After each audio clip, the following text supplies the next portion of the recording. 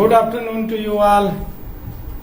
ठीक है, आज हम लोग पढ़ेंगे कॉम्बिनेशन ऑफ रेजिस्टेंस, प्रतिरोधों का संयोजन। पिछले यूनिट फर्स्ट में हम लोगों ने कैपेसिटर के चैप्टर में पढ़ा था कैपेसिटर्स कॉम्बिनेशन। तो सेम एनालॉजी यहां पर है हमारे पास।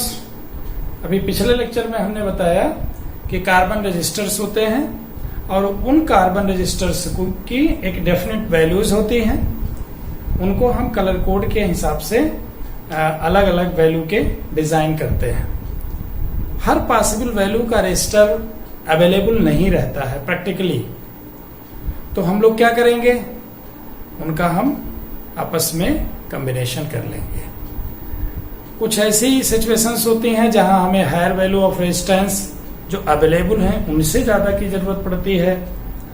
कुछ ऐसी सिचुएशंस होती हैं जहां पर हमें अवेलेबल एरे ऑफ रजिस्टर्स जो हमारे पास हैं उनसे कम वैल्यू के रजिस्टर्स की जरूरत पड़ती है। तो हम उनका इस्तेमाल इसी मेथड से, कॉम्बिनेशन ऑफ रजिस्टर्स और रेजिस्टेंस के मेथड से हम कर लेते हैं। तो इसमें एक्चुअली दो मेथड्स होते हैं। पहला दो कॉम्बिनेशन मेथड्स हैं। पहला है श्रेणी संयोजन, जिसको हम लोग सीरीज कॉम्बिनेशन बोल रहे हैं। अब सीरीज कॉम्बिनेशन, पहले तो आप लोगों को रजिस्टर जब हमने पढ़ाया था तो ध्यान होगा, रजिस्टर में आपको पता है कि रजिस्टर का कॉम्बिनेशन कैसे होता है, इस तरीके से। कैपेसिटर का कॉम्बिनेशन कैसे होता है, इस तरीके से। दोनों प्लेट्स बराबर होती हैं, यहाँ पर इस तरीके से होता है, रजिस्टर है। और अगर रजिस्टर इस तरीके से बना है, इसको क्या बोलते हैं, वेरिएबल रजिस्टर, है ना, वेरिएबल। इसको कांस्टेंट वैल्यू का, निश्चित वैल्यू का, दोनों रजिस्टर है, ये वेरिएबल है। ऐसे ही कैपेसिटर अगर प्लेट्स के बीच में से एरो लगा दिया गया है, इसको वेरिएबल कैपेसिटर बोलते हैं। तो सिंबल्स आप ध्यान रखिए, ओके। अब डेफिनेटली आपको अलग अलग वैल्यू के रेजिस्टेंस अवेलेबल हैं या दिए गए हैं। You want to group them, you want to arrange them, you want to combine them. और ये श्रेणी संयोजन या सीरीज कॉम्बिनेशन ऐसा कॉम्बिनेशन होता है जिसमें current flowing in all the resistors same. The same current, if same current is flowing through all resistors of the combination, then we say that the resistors are connected in series. Let me define it. The resistors are said to be connected in series if same current is flowing through all resistors. Okay, जितने resistors आप combine करके किसी circuit में जोड़े हैं, उन सारे resistors में अगर एक ही करंट फ्लो कर रही है, सेम करंट फ्लो कर रही है, तो डेफिनेटली इसका मतलब क्या हुआ, they are connected in series. Let us draw here a circuit. Suppose we have given resistance R1, resistance R2, resistance R3. They are connected in a circuit with a battery of terminal potential difference V. What actually happens is that a constant current I is flowing from positive end of the battery to negative through these resistances. Okay? और एक ही path है, ये भी कह सकते हैं, क्योंकि path एक है तो करंट के पास होने का एक ही मार्ग है। इस कारण से सब में आई करंट फ्लो करेगी, आई यहां भी हो, आई यहां भी हो। ओके, तो बट फ्रॉम ओम्स लॉ क्या होगा, the voltage across each and every resistor will be different. Current same है क्योंकि रेजिस्टेंस डिफरेंट है, इस कारण से इन पर पोटेंशियल डिफरेंस क्या होगा, अलग अलग होगा। इसके एक पोटेंशियल डिफरेंस V1 है, इसके क्रॉस पोटेंशियल डिफरेंस V2 है, इसके क्रॉस पोटेंशियल डिफरेंस V3 है, ऐसा हम एज्यूम कर लेते हैं। ओके, तो late R1, R2 and R3 be the resistors connected in series with V volt battery as shown in figure. Okay, I be the current flowing through each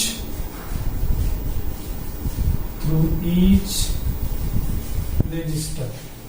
Okay, now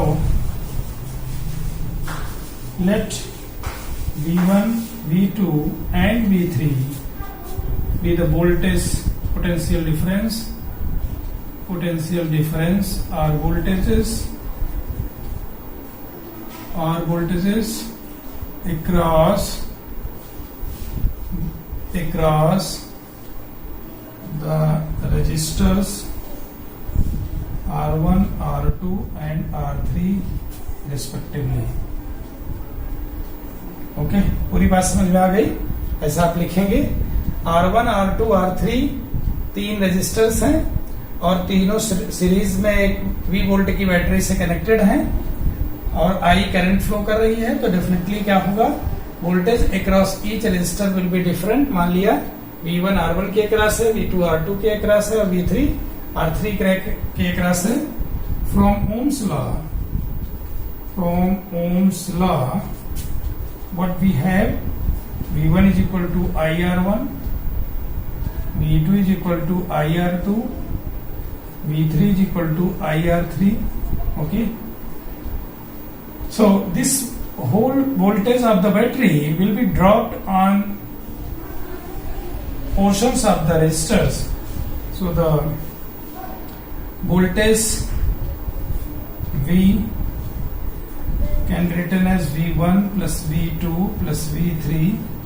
okay, और इनकी जगह पर इसको हम लिख सकते हैं IR1 plus IR2 plus IR3.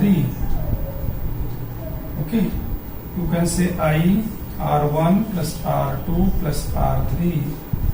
Let me write this as first. Suppose here we, rather than all three resistors, we draw a circuit like that.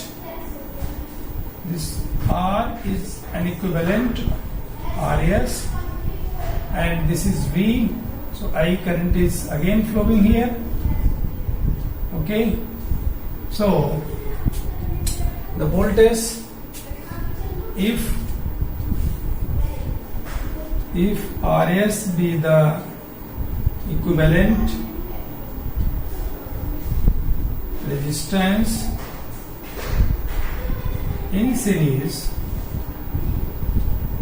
then the same voltage drop can be written as equal to IRS.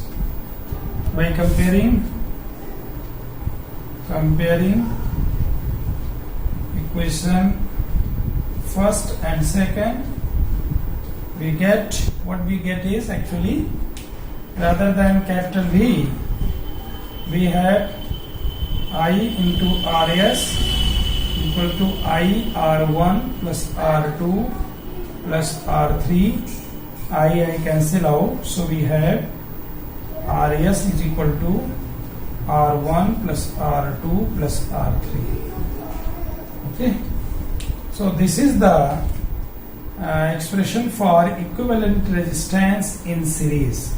What we have obtained is the equivalent resistance of the combination in series is exactly equal to the sum of the individual resistance. यानी जो अलग अलग resistance है उनका अगर हम सम ले लें तो हमें इक्विवेलेंट रेजिस्टेंस मिल जाएगा एज ए होल कॉम्बिनेशन का। तो ये अगर मान लीजिए डिफरेंट रेजिस्टेंस 2 भी हो सकते हैं, 3 हो सकते हैं, या नंबर ऑफ रेजिस्टेंस है सीरीज में कंबाइन है, तो हमें उनकी जगह पर अगर RS लिखना है तो RS की वैल्यू क्या लेनी है, we can find out from this formula. Okay, तो ये तो बहुत सिंपल है। This combination is utilised if we need more value of resistance. This combination is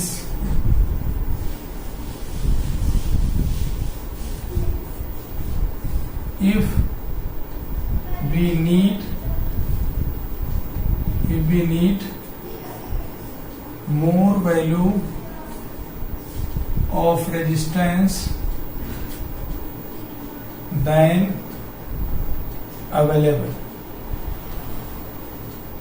okay, इसके लिए करेंगे जब हमें ज्यादा रेजिस्टेंस की आवश्यकता होगी तो हम क्या करेंगे, उनको आपस में सीरीज में जोड़ लेंगे और according to our need we will find the equivalent resistance. तो काम चल जाता है, क्योंकि एग्जैक्ट जरूर नहीं, थ्योरेटिकल कैलकुलेट करते हैं जब हम सर्किट के लिए कितने रेजिस्टेंस की आवश्यकता है, किस वैल्यू की, तो जो वैल्यू मिल रही है उस वैल्यू का रेजिस्टेंस कार्बन का बना हो ऐसा जरूरी नहीं है, तो हम ये करते हैं। हाँ, कुछ इंपॉर्टेंट नोट पॉइंट्स हैं, उनको ध्यान रखें। सीरीज रेजिस्टेंस में से मान लीजिए सीरीज रेजिस्टेंस कॉम्बिनेशन है, तो one thing always you should note is that the current flowing through all resistors will be same without इस बात पर डिपेंड करते हुए कि कितने जुड़े हैं। जितने जुड़े हैं, चाहे 3 जुड़े हों चाहे 30 जुड़े हों, करंट सेम होगी हर रेजिस्टर में। हाँ, करंट ज्यादा रेजिस्टर के जुड़ने से करंट कम हो जाएगी, लेकिन जो रहेगी वो पूरे सर्किट में रहेगी। Okay, and at the same time you can say that the voltage across each and individual resistors will be different। Her resistance के अक्रॉस वोल्टेज जो होगा वो डिफरेंट होगा। अगर डिफरेंट वैल्यू है रेजिस्टेंस की, इक्वल है तो इक्वल वोल्टेज ड्रॉप होगा। ओके, ये इंपॉर्टेंट थिंग है, इसको ध्यान रखिए। इसका न्यूमेरिकल जब हम लोग सॉल्व करते हैं, तमाम प्रकार के सर्किट्स आते हैं, उसमें इक्विवेलेंट रेजिस्टेंस या तमाम वैल्यूज फाइंड आउट करनी रहती हैं, तो वहां पर इसकी आवश्यकता पड़ती है। Now let us discuss about the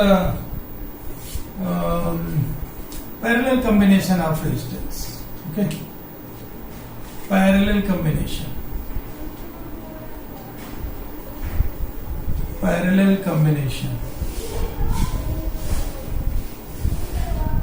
यानी समांतर संयोजन। When the resistors are said to be connected in parallel, if the voltage across each resistors will be same, then you can say that the combinations are parallel। Current तो different होनी, voltage हर resistor पर same होगा। ठीक है, if the voltage across each and every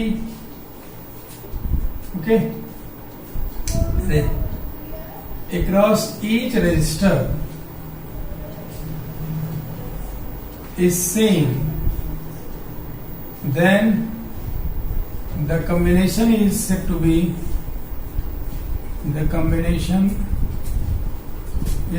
to be parallel. इसे क्या बोलेंगे, parallel बोलेंगे। ये महत्वपूर्ण पॉइंट्स हैं। तो पैरेलल के लिए हम एक सर्किट ड्रा करते हैं। सपोज करिए 2 पॉइंट्स हैं हमारे, इनमें एक रेजिस्टर ये है, इसके बीच में कनेक्टेड है, और दूसरा रेजिस्टर ये है, तीसरा रेजिस्टर ये है। ये तीनों रेजिस्टर्स आपस में किसी एक सप्लाई से कनेक्टेड है। ये भी V वोल्ट की है, आई करंट भी फ्लो कर रही है, बिल्कुल सही है। तो एक्चुअली क्या होगा, जो करंट आई यहाँ आई will be divided into I1, I2 and I3. इसका रेजिस्टेंस है R1, इसका रेजिस्टेंस है R2, इसका रेजिस्टेंस है R3, और वही सेम करंट से यहां से होकर के पुनः अगेन आई देंगी I1, I2 and I3. Okay, आगे आप लोग पढ़ेंगे जंक्शन और लूप ला किरचॉफ का.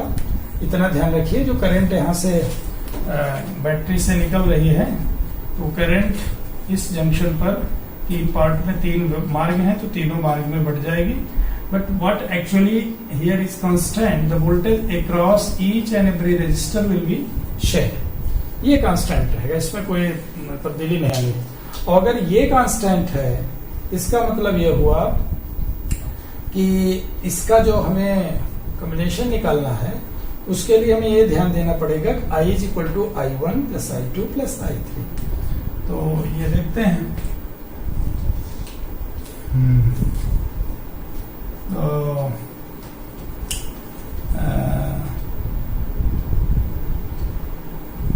The net current in the circuit is equal to the sum of current passing through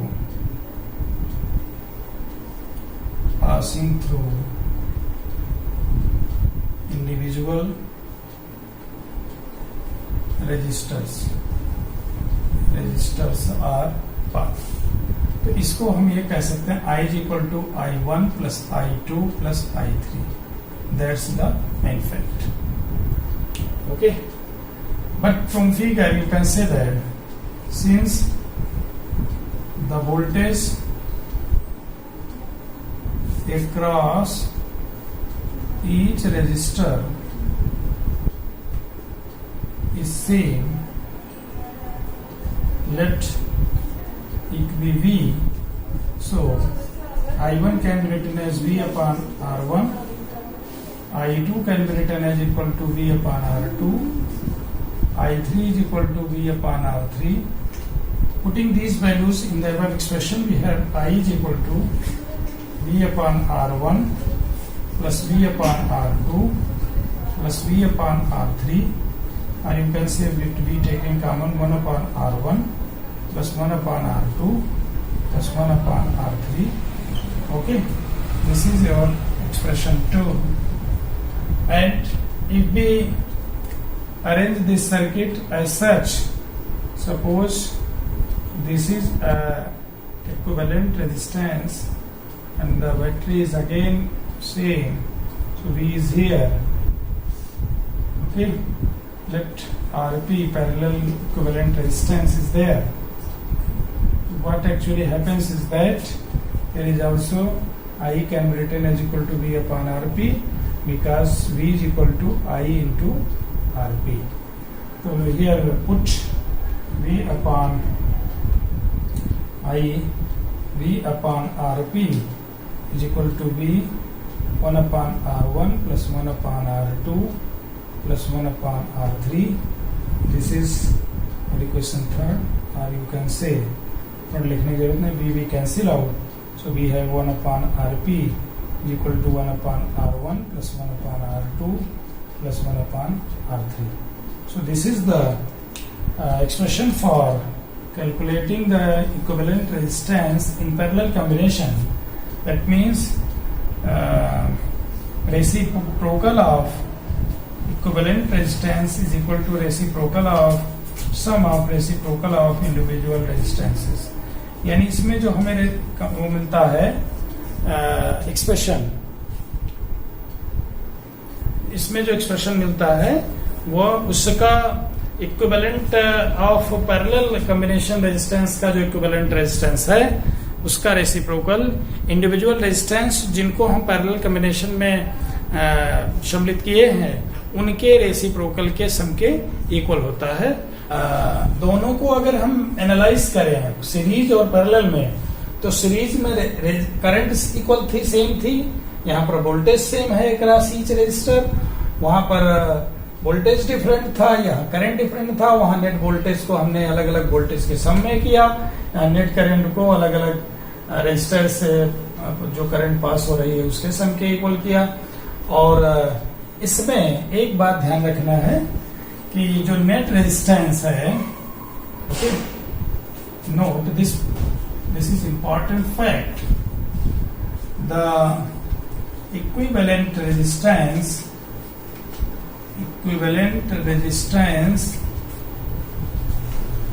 in parallel combination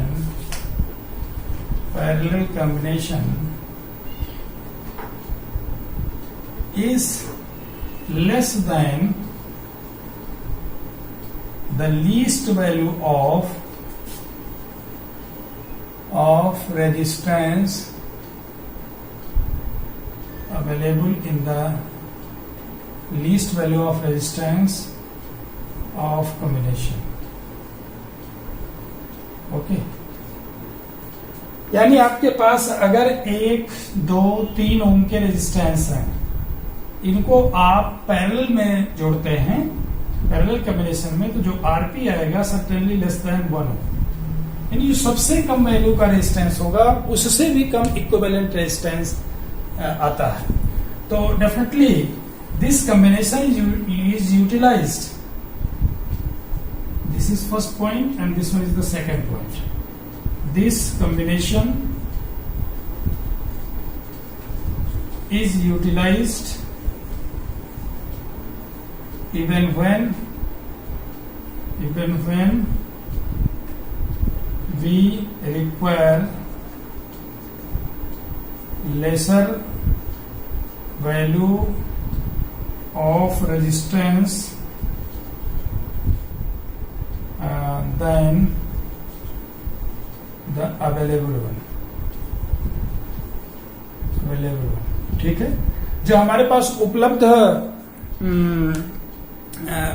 प्रतिरोध हैं, रेजिस्टेंस हैं, उनसे कम की अगर रिक्वायरमेंट होती है, कम वैल्यू के रेजिस्टेंस की रिक्वायरमेंट होती है, तो we will combine them in parallel combination, क्योंकि पैरेलल में रेजिस्टेंस घटता है इक्विवेलेंट निकालने पर और सीरीज में बढ़ता है। तो दैट्स द इम्पॉर्टेंट फैक्ट।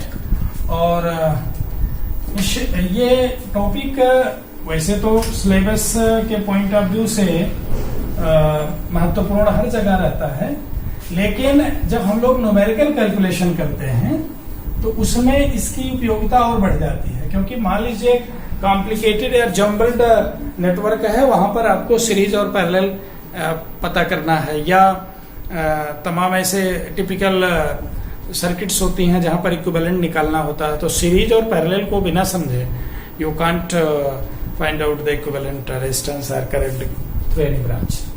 तो इसमें इस पर कुछ न्यूमेरिकल हम आपको बताएंगे। जैसे मान लीजिए न्यूमेरिकल प्रॉब्लम्स से अलग से कराएंगे, थोड़ा सा चर्चा कर रहे हैं। Numericals based on combination, okay. अब ये कॉम्बिनेशन पर बेस्ड न्यूमेरिकल कैसे हल करेंगे, तो इतना ध्यान करिए। मान लीजिए आपके पास इस तरीके से है कोई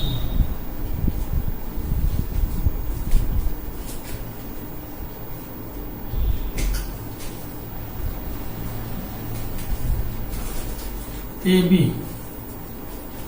तो यहां से करंट जब भी इसको जोड़ेंगे प्लस से इसको माइनस से, तो करंट जो भी पास होगी ऐसे जाएगी। इस रेजिस्टेंस से भी वही करंट, इससे भी वही करंट, इससे भी वही करंट, सबसे वही करंट पास होगी हर रेजिस्टेंस। ये मान लीजिए 1 ओम है, ये 2 ओम है, ये 3 ओम है, ये 4 ओम। तो इस अगर सर्किट को देखें वैसे तो लग रहे हैं पैरेलल टाइप के, लेकिन ये सीरीज में है क्योंकि एक ही करंट अच्छा होल सर्किट से पास हो रही है। तो इसका RS अगर हम निकाले, we will have R1 plus R2 plus R3 plus R4, formula आपने अभी पढ़ा। तो इसमें अगर हम ऐड करें तो 1 plus 2 plus 3 plus 4 that is 10 ohm. 10 ohm equivalent आया। तो हमारे पास जितने थे 1, 2, 3, 4 ओम के, उनसे ज्यादा 10 ओम की जरूरत पड़ी, तो हमने इस तरीके से कर लिया। या ऐसे कर सकते हैं कि 4 ओम का 2 लगा दिया, फिर 2 ओम का लगा दिया। Anyway you can assemble them इस तरह से तमाम सर्किट्स ऐसी आती हैं जहां पर सीरीज और पैरेलल मिक्स्ड भी हो सकते हैं। तो अब अगला हम बता रहे हैं, जैसे पैरेलल कॉम्बिनेशन है। पैरेलल में आपको क्या करना है, जैसे सपोज करिए कि आपके पास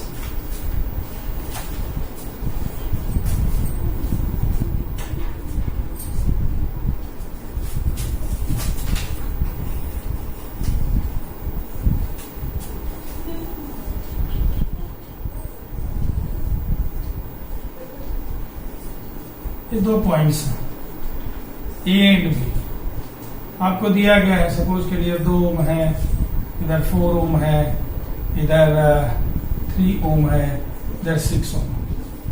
ठीक, अब इसमें अभी जो बात कर रहे थे हम, इसमें पैरेलल सीरीज दोनों कॉम्बिनेशन आ जाएगा एक साथ में, क्योंकि ये दोनों आपस में पैरेलल हैं। इनका इक्विवेलेंट कैसे होगा, तो एक ध्यान रखिए, अब फार्मूला 2 के लिए जो बनेगा 1/RP equal to 1/R1 plus 1/R2। Okay, simple है। तो इसको अगर हम एलसीएम ले लें R1 इंटू R2, तो we will get R2 plus R1। तो 1/RP is equal to that, 1/RP is equal to that much. तो रेसिप्रोकल अगर ले लें तो we have RP is equal to R1 into R2 upon R1 plus R2। So this becomes formula for calculating the equivalent resistance of two resistors if they are connected in parallel. तो इस यहाँ पर देखें, तो इसकी जगह पर अगर हम मान लें ये R डैश R1 डैश है और ये आपका R2 डैश है। ओके, तो अब हमें AB के बीच में R1 R2 डैश कैसे निकलेगा? Definitely R1 dash is equal to 2 into 4 upon 2 plus 4। Okay, समझ रहे हैं ना, इसी फार्मूले का इस्तेमाल कर लेंगे। तो अब आपको मिला 8/6 that is 4/3 ohm. Similarly you can find out R2 dash which is equal to 3 and 6, 3 into 6 upon 6 plus 3 that is 18/9 that is you have 2 ohm. अब आपके पास 2 ओम हो गया। ओके, तो अब यहां पर ध्यान दीजिए 2 ओम, यहां पर 4/3 ohm and here is the 2 ओम। ये आपके दो सीरीज हो गए, तो ये तो आपस में पैरेलल है। तो पैरेलल का इस फार्मूले से लगा लिया। अगर मोर देन 2 रेजिस्टेंस है तो you can't use this formula, तब आपको वही आपको इस्तेमाल करना पड़ेगा 1/RP is equal to 1/R1 plus 1/R2 plus 1/R3। Okay, and plus 1 like that. अब यहां पर इनको हम क्या इक्विवेलेंट क्या हो जाएगा, इसकी जगह पर मान लीजिए एक रेजिस्टेंस है R, तो R की वैल्यू क्या होगी, R is equal to definitely R1 dash plus R2 dash, R1 dash 4/3 plus 2 ohm that is 6 plus 4 10/3। Okay, ohm. So this is the equivalent resistance of the whole arrangement. हम आगे आपसे discuss करेंगे तमाम combination of resistance के different types के जब लेकर के। यहाँ केवल ये ध्यान रखिए कि जब भी हम कॉम्बिनेशन ऑफ रेजिस्टेंस की चर्चा करते हैं, सिंपली अगर हमें देखना है पैरेलल है तो रेसिप्रोकल इक्विवेलेंट का जो मिलेगा वो जो रेजिस्टेंस है जुड़े उसमें पैरेलल में उनके रेसिप्रोकल का सम होगा। 2 है तो सिंपली ये फार्मूला इस्तेमाल कर लीजिए। तो combination of resistance is very much needed in order to solve the typical problems of electrical conduction, or you can say the electrical circuits. In designing circuits, this formula is very much needed. आज के lecture में बस इतना ही। अगले video lecture में हम लोग discuss करेंगे electrical energy and power. Okay, so that's all today. Bye.